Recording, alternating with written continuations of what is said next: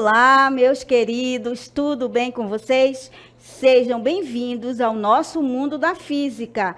Eu sou a professora Risolda Farias, que estarei com vocês nesta aula. Curiosos para saber qual o objeto do conhecimento? Vamos lá descobrir? Olha lá, aula 5, objeto de conhecimento, conceito de empuxo, princípio de Arquimedes, enunciando e aplicações do cotidiano, enunciado e aplicações no cotidiano, princípio de Pascal, enunciado e aplicações no cotidiano, principalmente o elevador hidráulico. Detalhamento, princípio de Arquimedes, o enunciado e aplicações no cotidiano e o princípio de Pascal, o enunciado e aplicações no cotidiano, elevador hidráulico. Muito bem, pessoal. E agora sim que já estamos apresentados, vamos à aula.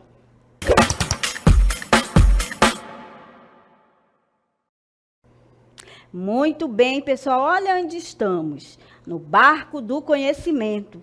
E trago para você o seguinte, hoje a nossa conversa é sobre algo que muitas das vezes está no nosso cotidiano e muitas das vezes passa despercebido, que é a água. Vejam aí que muitas das vezes, principalmente na região norte, ela utiliza essa água de que forma? Quando as pessoas pescam, andam de canoa, viajam pelas canoas, e isso quer dizer o quê? Que vivem no cotidiano delas. E hoje nós vamos falar principalmente da água, porque a física ela também contempla esse precioso líquido. E agora sim, vamos lá falar sobre a hidrostática. Vejam aí. A hidrostática é a parte da física que estuda os fluidos, tanto líquidos como os gasosos, em repouso, ou seja, os líquidos parados, ou seja, que não estejam em escoamento o movimento. Então, vejam como a hidrostática, que é a parte da física que estuda os líquidos parados, nós temos aí um vídeo muito interessante para que você perceba como a física está no nosso cotidiano. Até mesmo utilizando materiais que nós temos em casa, eu posso fazer um experimento. Então, prestem atenção no nosso vídeo e depois nós voltamos para comentá-lo. Vejam.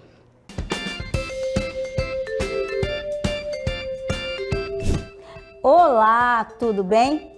Hoje nós vamos fazer um experimento simples, divertido e muito curioso. Você já viu um ovo flutuar? Será que isso é possível? Vamos descobrir juntos e no final vamos entender o que é a densidade. Para esse experimento eu vou utilizar o seguinte, os seguintes materiais.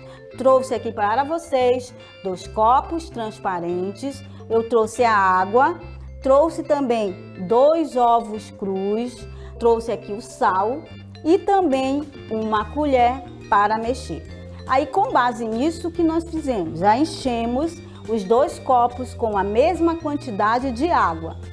Coloquei uma quantidade de água suficiente para cobrir bem o ovo.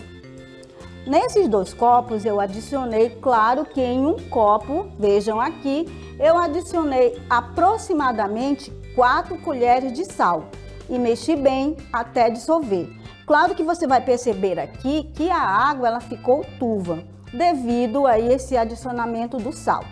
Depois disso, vejam agora o que eu irei fazer.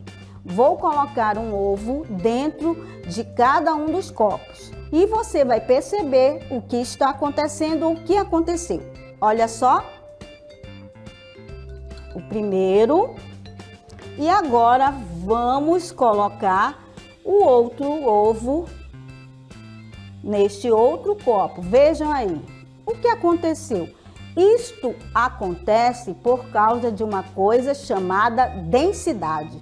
A densidade é a relação entre a massa e o volume de uma substância. Vamos imaginar agora, vejam aqui, nos 2 copos nós temos o mesmo volume de água, certo? Mas quando colocamos o sal em um deles, estamos adicionando mais massa. Então, a água com sal tem mais massa no mesmo volume. e isso significa que ela ficou mais densa. O ovo tem uma densidade maior que a água pura, por isso ele afunda. Mas a água com sal ficou mais densa que o ovo, então ela consegue empurrar o ovo para cima.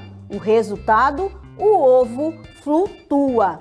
Esse mesmo fenômeno acontece no nosso cotidiano, principalmente um exemplo muito grande é o Mar Morto, onde as pessoas flutuam com facilidade, porque a água é muito salgada. Então, aprendemos que a densidade influencia se um objeto afunda ou flutua, e que um simples punhado de sal pode mudar a densidade de um líquido. A ciência está presente nas pequenas experiências do nosso dia a dia. E você, já pensou em observar o mundo com os olhos curiosos? Deixo essa pergunta para você e até a próxima. Tchau! Muito bem, pessoal, muito interessante esse experimento, porque com o simples fato de colocarmos ovos com a água e o sal, você percebeu aí esta grandeza. Densidade vai ser o quê? É uma razão entre a massa sobre o volume. Mas só que nós vamos ver também outras situações muito importantes no nosso cotidiano para a hidrostática. E você também já estudou, eu acredito que já ouviu falar também sobre o princípio de Arquimedes. Vejam aí o que flutua e o que afunda. Claro que no princípio de Arquimedes vocês já ouviram falar sobre o empuxo. Então, imaginem aí que eu coloquei esta bola aí dentro desse recipiente. Aí você tem o seguinte, ó, nesse caso aí, você percebe, nesse caso, que a água está empurrando para cima, aqui, ó. E eu vou pegar esta bola e vou empurrar. Você percebe que ela vai para o fundo, mas depois, como você tem na terceira imagem, brevemente ela vai subir. Por isso que tem esse questionamento aí, o que flutua e o que afunda. Depois disso, né, vocês têm muitas aplicações no cotidiano sobre, olha lá, sobre o princípio de Arquimedes. Temos aí barcos e navios, mesmo sendo pesados, flutuam porque deslocam muita água. Submarinos controlam a profundidade, ajustando a palavra aqui, ó, o empuxo. Hidromassagem ou a banheira, o corpo afunda menos. Então, vejam como são aplicações do princípio de Arquimedes. Temos também o que é o empuxo. Como eu falei, nós já falamos aqui sobre esse empuxo. Mas o que é o empuxo? O empuxo nada mais é do que um empurrão. Quando mergulhamos um objeto na água, a água empurra ele para cima, como nós vimos lá naquela imagem. Esse empurrão é chamado de empuxo. Dentro da piscina, principalmente quem já participou, e veja aí que usando uma piscina, quando alguém faz uma hidroginástica, sentimos o corpo mais leve, porque a força de empuxo exercida pela água reduz o peso aparente. Aí você tem sempre que perceber, quando se fala aí, olha só, do princípio de Arquimedes, nós temos outros exemplos do dia a dia. Uma bola boiando na água, um isopor que não afunda, você mesmo dentro d'água sentindo menos peso. Percebam que esses são os princípios de Arquimedes. Claro que o objetivo da nossa aula agora, neste momento, é falar de um outro princípio, que esse que nós vamos estudar principalmente. Olha lá, o princípio de Pascal ou a lei de Pascal. Temos aí essa imagem, que é o princípio físico. O princípio físico é elaborado por quem? Por um físico e matemático francês, Blaise Pascal, que como filósofo e místico teve uma das afirmações mais pronunciadas pela humanidade nos séculos posteriores. Vejam que o princípio de Pascal, ou a lei de Pascal, que é o nosso intuito aqui, falarmos dele principalmente, e lembram quando nós falamos aqui, agora nós vamos falar sobre a forma qualitativa. Forma qualitativa é o quê? Longe da matemática. E no princípio de Pascal, nós também iremos falar da forma quantitativa, que hoje nós vamos ver também que se aproxima da matemática, que são os cálculos. Então, o princípio de Pascal, ou a lei de Pascal, que tem uma das afirmações mais pronunciadas pela humanidade nos séculos posteriores, nós temos aqui, ó. Este rapaz, esse cientista, olha lá o que ele diz. Pelo princípio de Pascal, ou lei de Pascal, você tem o seguinte: o coração tem razões que a própria razão desconhece. Então, esta afirmação que ele colocou quer dizer o quê? Que estabelece que a alteração de pressão, você já estudou que a pressão é o quê? A pressão vai ser igual à força aplicada sobre a área. Muito bem.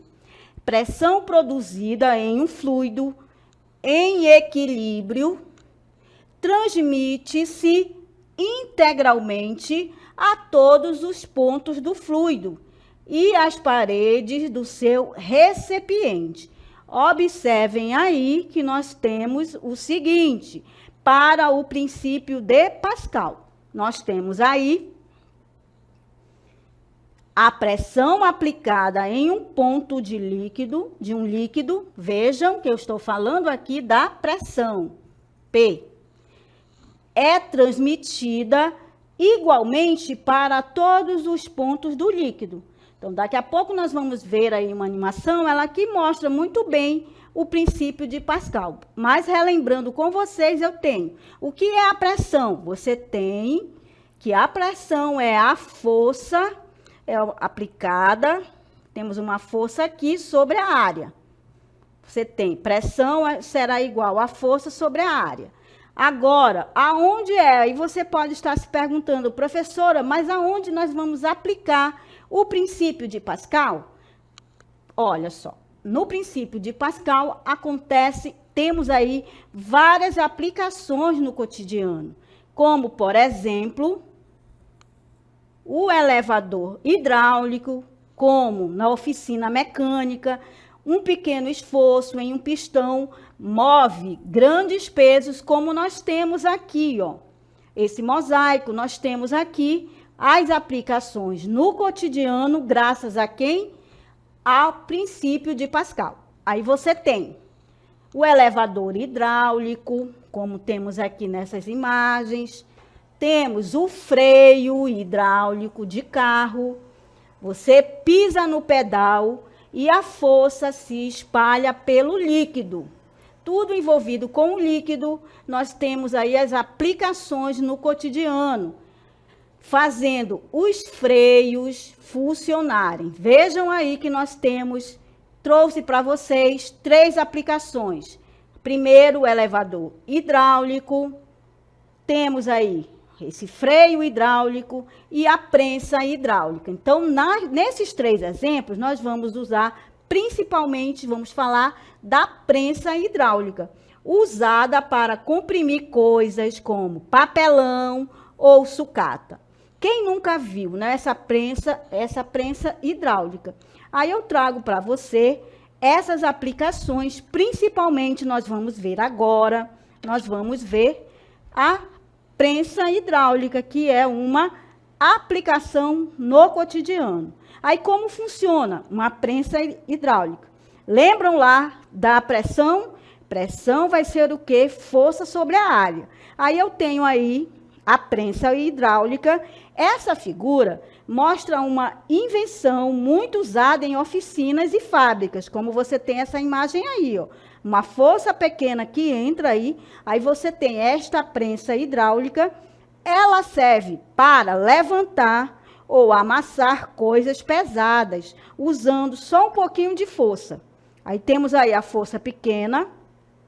Aí você tem, nessa força, você tem como funciona uma prensa hidráulica. Observa aí essa força pequena, aí essa força pequena. Aí você tem a força maior.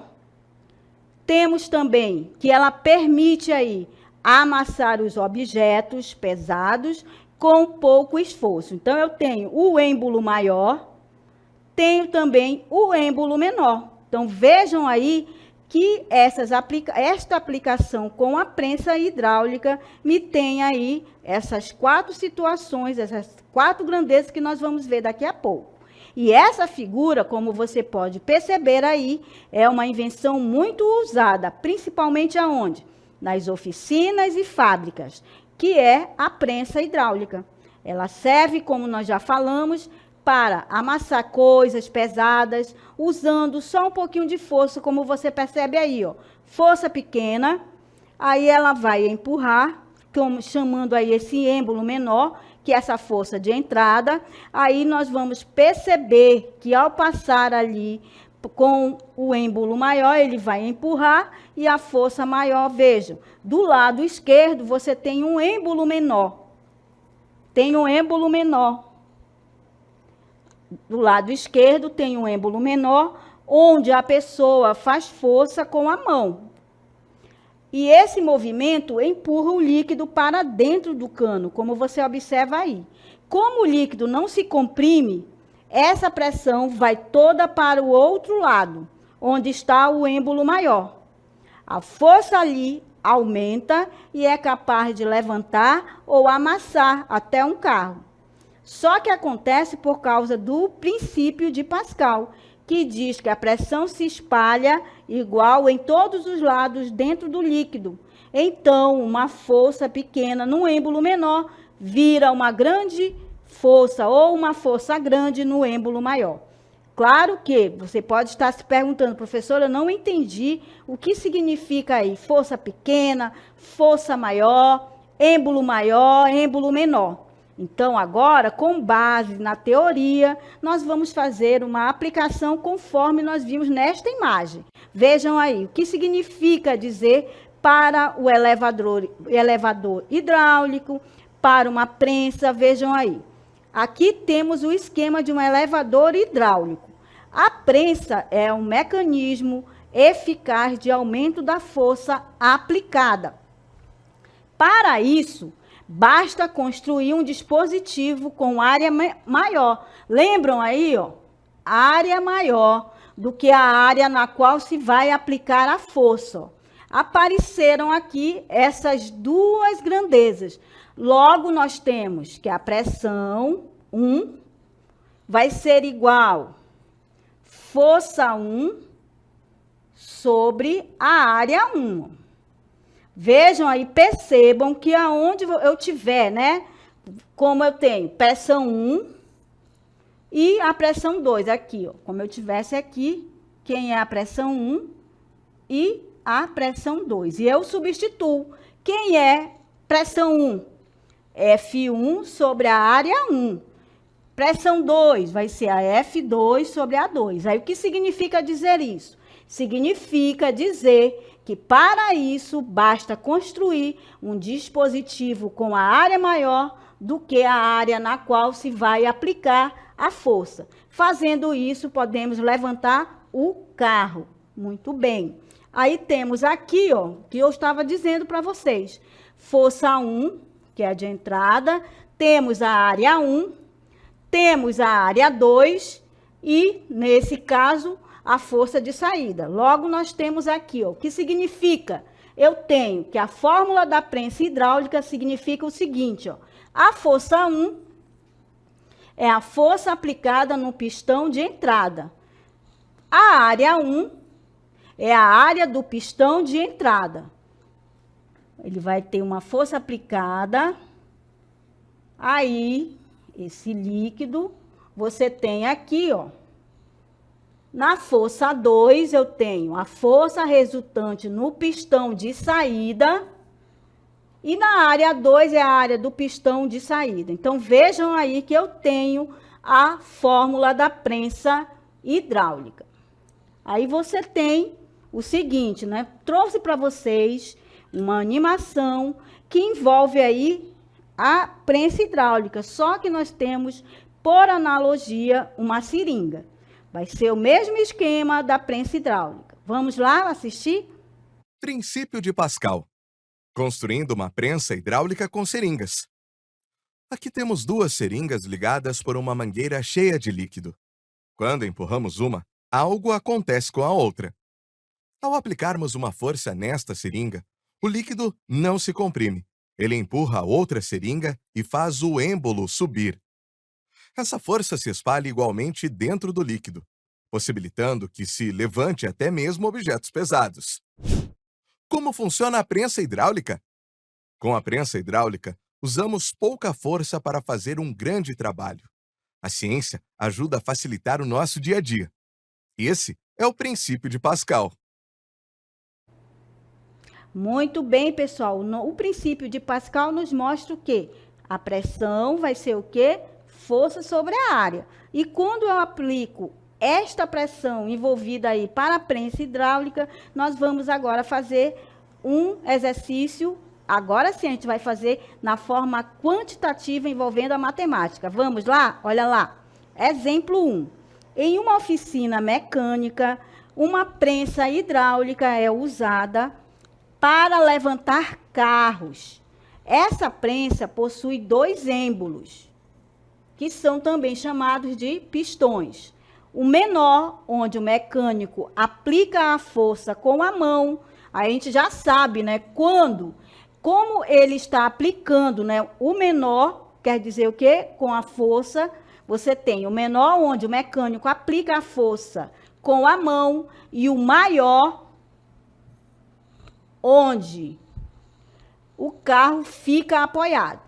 Sabendo que a área do êmbolo, olha só, apareceu outra grandeza. A área do êmbolo maior é o dobro da área do menor. Ou seja, eu estou dizendo que a área do êmbolo maior é o dobro da área do menor. Qual deve ser a força aplicada no êmbolo menor para levantar o carro? Aí você temos aqui, então, a prensa hidráulica, olha só os dados agora, possui êmbolos de áreas. Ele me dá área A e 2A. Se um objeto de 2.000 newtons for colocado sobre o êmbolo maior, qual deverá ser a força aplicada sobre o êmbolo menor para elevar o objeto? Muito bem. Então, principalmente aqui, nós temos o quê? Eu quero quem? A força 1. Por quê? A força 1, você tem aqui pelos dados, nós temos aqui o seguinte, ó. Se um objeto de 2.000 newtons for colocado sobre o êmbolo maior, qual deverá ser a força aplicada sobre o êmbolo menor? Ou seja, ele quer saber a força 1, que eu não sei. Aí, utilizando os dados, nós temos a força 2, que é a força maior, 2.000 newtons. E ele diz nos dados que a área 1 vai ser igual a... E a área 2 será igual ao dobro de A. Tem essas duas situações aqui, ó. A área 1 vai ser A. E a área 2 vai ser igual a 2A, que é o dobro, né? Aí agora, por meio do princípio de Pascal, nós teremos, olha só, vou ter a equação. Força 1 está para a área 1, assim como F2 está para a área 2. Aí eu tenho, substituindo os dados na equação, nós temos. Quem é que eu quero? Eu quero F1. E aí, quem é o A1? A1 eu substituo por A. Já F2 vale 2.000 e o A2 vale 2 vezes A. Muito bem. Depois que eu substituo os dados na equação, nós vamos ter estes valores aí. Viram? Agora que eu já sei os conceitos do princípio de Pascal, eu vou aplicar envolvendo a matemática. Aí você tem aqui, ó. Aí eu tenho, por meio do princípio de Pascal, teremos a nossa equação, força 1, que é o que eu procuro. Aí eu sei que a área 1, como eu disse lá no enunciado, a área 1 vale A. Já a área 2 vai ser o quê? A área 2, ele está dizendo que é o dobro da área 1. Pronto. E agora eu substituo. Ó. F1 está para A, substituindo, assim como 2.000 vezes 2 vezes A. Aí tu tens F1, olha só, este A corta com esse A, como aparece aqui, ó. Aí você tem, logo, resulta em F1 vai ser igual a 2.000 dividido por 2. Logo, quanto vale a esta divisão? 2.000 dividido por 2 resulta em a força 1 vale 1.000 newtons. Aí vejam aí como nós temos dessa forma esses valores. Aí temos. Aí voltando, né, pessoal? Olha só. Você tem aqui, ó, lembrando, né? Olha lá. Aí tu tens aqui, nessa questão, voltando aqui para vocês, vamos ler novamente, ó. Em uma oficina, o que eu tenho que entender aqui? E nessa oficina mecânica, ele tem uma prensa que possui 2 êmbolos, que são os pistões. Aí, nesse caso, tu tem o menor, onde o mecânico aplica a força com a mão, e o maior, onde o carro fica apoiado, sabendo que a área do êmbolo maior é o dobro da área do menor, ou seja, são esses valores das áreas. Qual deve ser a força aplicada no êmbolo menor? Como nós temos aqui, ó, a equação dada, temos aqui, por meio do princípio de Pascal, nós teremos a força 1 está para a área 1, assim como força 2 está para a área 2. Substituindo os dados na equação, você tem aí. Aí você tem força 1 está para A, assim como 2.000 está para 2A. Como eu quero saber a força 1, substituo os valores. Aí você tem aqui, ó. Esse A corta com esse A. Aí sobra quem aqui? Força 1 vai ser igual a 2.000 sobre 2. E agora, resultando, né, na nossa questão, olha lá, força 1 vale 1.000. Muito bem, pessoal. Toda vez que eu pedir para vocês fazerem, calcule o princípio de Pascal, ou ainda, vocês encontrarem em livros, em apostilas, ou até mesmo na internet, ou em alguma plataforma, quando pedir, calcule o princípio de Pascal, você tem que prestar bastante atenção nas grandezas. A força 1, a área 1, força 2 e a área 2. Com base nisso, eu tenho que a força final, aí a força 1 deste vale 1.000 newtons. Muito bem. E, pessoal, muito bem, nós chegamos ao final da nossa aula falando aí sobre a hidrostática, principalmente o princípio de Pascal. Eu espero que vocês tenham gostado e até mais.